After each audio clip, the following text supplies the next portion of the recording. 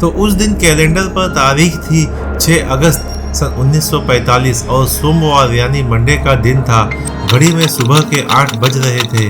Japan के Hiroshima का आसमान रोज की तरह ही साफ था। कोई बादल नहीं, कुछ नहीं। हिरोशिमा के लोगों के लिए ये हर सुबह जैसी ही एक सामान्य सुबह थी। लोग अपने रोजमर्रा के कामों को निपटा रहे थे।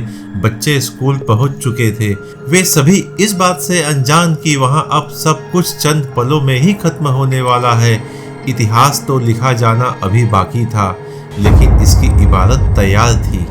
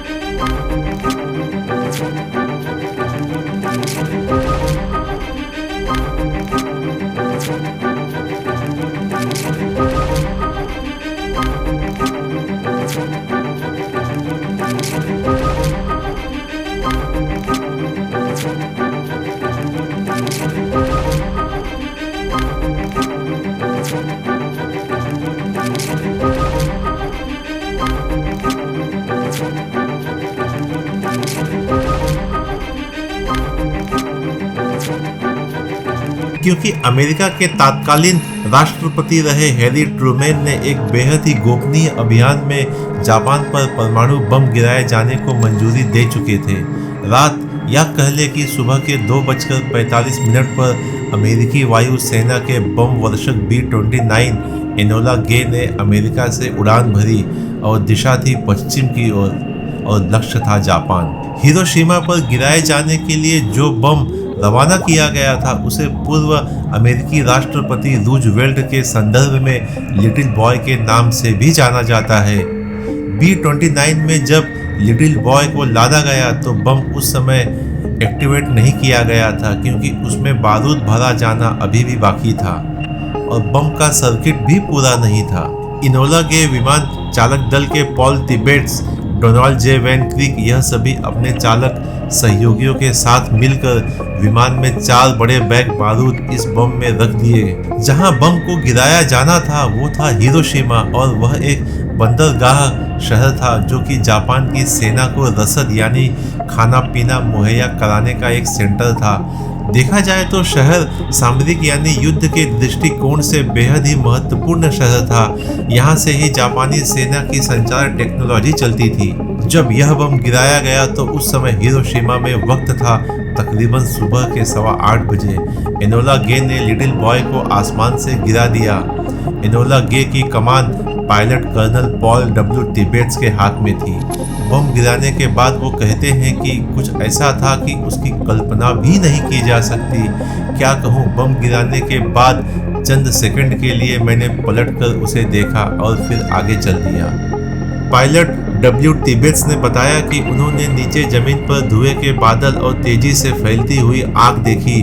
उस धुएं के गुबार ने बड़ी ही तेजी से पूरे शहर को अपनी चपेट में ले लिया और इस तरह चंद मिनटों में ही हिरोशिमा में सब कुछ तबाह और जलकर भस्म हो चुका था, उजाड़ और वीरान। बम के गिराए जाने के बाद अमेरिकी राष्ट्रपति हैरी एस ट्रूमैन ने एक प्रेस कॉन्फ्रेंस में घोषणा करते हुए कहा कि अब से कुछ ही देर पहले एक अमेरिकी जहाज ने हिरोशिमा पर बम गिराकर दुश्मन के यहाँ भारी तबाही मचाई है। यह बम 20,000 टन TNT क्षमता का था और अब तक इस्तेमाल में लाए गए सबसे बड़े बम से 2000 गुना अधिक तक शक्तिशाली था। उन्होंने यह भी कहा कि इस बम के साथ ही हमें हथियारों की श्रृंखला में एक नया क्रांतिकारी विध्वंसक हथियार मिल गया है, जो हमारी सेनाओं को पहले से भी और अधिक मजबूती देगा। इस समय इन बमों का उत्पादन किया जा रहा है, साथ ही इससे भी अधिक खतरनाक बमों पर काम जारी है। ये परमाणु बम है जिनमें ब्रह्मांड की शक्ति मौजूद है। इस वैज्ञानिक उपलब्धि को हासिल करने के लिए हमने $2 अरब खर्च किए हैं। धमाके, आग और तबाही के बाद स्कूल की एक छात्रा जिनको क्लाइन हिरोशिमा रेलवे स्टेशन पर अपने कुछ दोस्तों के साथ खड़ी थी और ठीक उस जगह के बिल्कुल पास जहां बम गिराया गया था। क्लाइन के कहने के मुताबिक उसने एक जोर का धमाका सुना और उससे बहुत ज़्यादा दबाव सा महसूस हुआ। उसकी आंखें जलने लगी और धमाका इतना तेज था कि कुछ समय के लिए वो बेहोश ही हो गई। और जब उसे होश आया तो उसने देखा कि आसमान पूरी तरह से काला हो चुका था। हर तरफ मदद के लिए चीखती चिल्लाती दर्दनाक आवाज़ें सुनाई दे रही थी और उसने महसूस किया कि मैं सांस नहीं ले पा रही हूँ और फिर घबराहट के मारे मैंने भी चीखना चिल्लाना शुरू कर दिया। उनके कहने के मुताबिक तभी अचानक से दो मजबूत हाथ मेरी ओर बढ़े और उन्होंने मुझे वहां से खींचकर बाहर निकाल लिया और जैसे ही वे दो हाथों ने मुझे खींचा उसी समय हिरोशिमा स्टेशन भरभरा कर ताश के पत्तों की तरह गिर पड़ा। यह सब देखकर मैं डर कर भागने लगी। मुझे ऐसा लगा कि कोई बड़ा आग का गोला मेरा पीछा कर रहा है। तभी मुझे एक जानी पहचानी आवाज़ सुनाई दी। उसने मुझे मेरे नाम से पुकारा और वो आवाज़ मेरी ही एक सहेली की थी। क्लाइन के बताने के मुताबिक वो मेरी सहेली मलबे में दबी थी। मैंने उसे खींचकर बाहर निकालने की बहुत कोशिश की लेकिन तभी भी वो आग की चपेट में आ गई। मैं सांस नहीं ले पा रही थी और उसके हाथ ने मेरे हाथ को भींच रखा था। भरी आंखों के साथ मैंने किसी तरह से अपना हाथ खींचा और फिर भागने लगी। पीछे उसकी चीखती हुई आवाज़ धीरे धीरे आग और धमाके के शोर में गुम हो गई। उनके अनुसार भागते भागते वो एक पहाड़ी पर पहुंची जहां तमाम घायल लोग जले हुए लोग पीड़ा से कराह रहे थे। मैं उनके और लाशों के ढेर के बीच कहीं पड़ी थी। शाम को तकरीबन 5 बजे के आसपास मैं अपने पिता और माँ के पास किसी तरह पहुंची। रास्ते भर मुझे जले हुए शव, नदी में तैरती हुई लाशें दिखी। वैसे तो 6 अगस्त सन 1945 को जो भी लोग हिरोशिमा में थे वो या तो मारे जा चुके थे और जो बच गए उन पर रेडियो विकिरण का असर हुआ। ये एक ऐसा असर था जो आने वाली पीढ़ियों पर भी दिखाई देने वाला था। लिटिल बॉय जब हिरोशिमा के वायुमंडल में फटा तो 13 वर्ग किलोमीटर के क्षेत्र में तबाही फैल गई थी। शहर की 60% से भी अधिक इमारतें नष्ट हो गई थी। उस समय जापान ने इस हमले में मारे जाने वाले नागरिकों की आधिकारिक संख्या 1,18,661 बताई थी। वहीं बाद में एक अनुमानों के अनुसार हिरोशिमा की कुल 3,50,000 की आबादी में से तकरीबन 1,40,000 लोग इसमें मारे गए थे। इनमें सैनिक और वे लोग शामिल थे जो बाद में परमाणु विकिरण की वजह से मारे गए। इसमें बहुत से लोग तो लंबी बीमारी और अपंगता के भी शिकार हुए। देखा जाए तो अभी तक एक घाव ठीक हुआ नहीं था और कैलेंडर में फिर एक बार तारीख बदली और इस बार वो तारीख थी 9 अगस्त सन 1945। 8 अगस्त की रात बीत चुकी थी। अमेरिका के बम वर्षक B-29 सुपरफोर्स बॉक्स पर एक बम लदा हुआ था। यह बम किसी भीमकाय तरबूज जैसा दिखता था और इसका कुल वजन था 4050 किलो। वहीं इस बम का नाम विंस्टन चर्चिल के संदर्भ में फैट मैन रखा गया और इस दूसरे बम के निशाने पर था औद्योगिक नगर कोकुरा। यहाँ जापान की सबसे बड़ी और सबसे ज़्यादा गोला बारूद बनाने वाली कंपनियां मौजूद थी। सुबह 9:50 पर पायलट को नीचे कोकुरा नगर नजर आने लगा था। इस समय B-29 विमान 31,000 फीट की ऊंचाई पर उड़ रहा था। बम को इसी ऊंचाई से गिराया जाना था लेकिन उस दिन मौसम थोड़ा खराब होने की वजह से नगर के ऊपर घने बादलों का डेरा था। B-29 जहाज फिर से घूमकर कोकुरा पर आ गया लेकिन जब शहर पर बम गिराने की बारी आई तो फिर से शहर पर धुएं का कब्जा हो गया था और नीचे से जापान की विमान भेदी तोपें आग उगल रही थी। हवा में उड़ते उड़ते काफ़ी देर हो गई थी इसलिए B-29 का ईंधन भी खतरनाक तरीके से घटता जा रहा था। बम में सिर्फ इतना ही तेल बचा था कि वापस सही सलामत पहुंच सके। ग्रुप कैप्टन लियोनार्ड चेशर कहते हैं कि हमने सुबह 9 बजे उड़ान शुरू की। जब हम मुख्य निशाने पर पहुंचे तो वहां पर काफ़ी बादल थे। तभी हमें इसे छोड़ने का संदेश मिला और हम दूसरे लक्ष्य की ओर बढ़े जो कि नागासाकी था।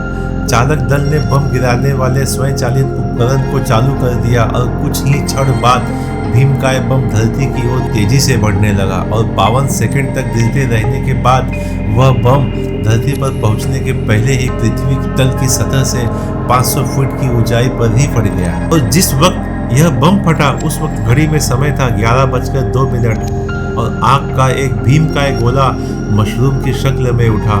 इस भीमकाय गोले का आकार लगातार बढ़ने लगा और तेजी से सारे शहर को निकलने लगा। उस समय नागासाकी के समुद्र तट पर तैरती सभी नौकाओं और बंदरगाह में खड़ी तमाम नौकाओं में अचानक से आग लग गई और उस समय जो भी आसपास के दायरे में मौजूद थे वे कोई भी व्यक्ति यह जान ही नहीं पाए कि आखिरकार यह हुआ क्या है, क्योंकि वो इसका आभास होने से पहले ही मारे जा चुके थे।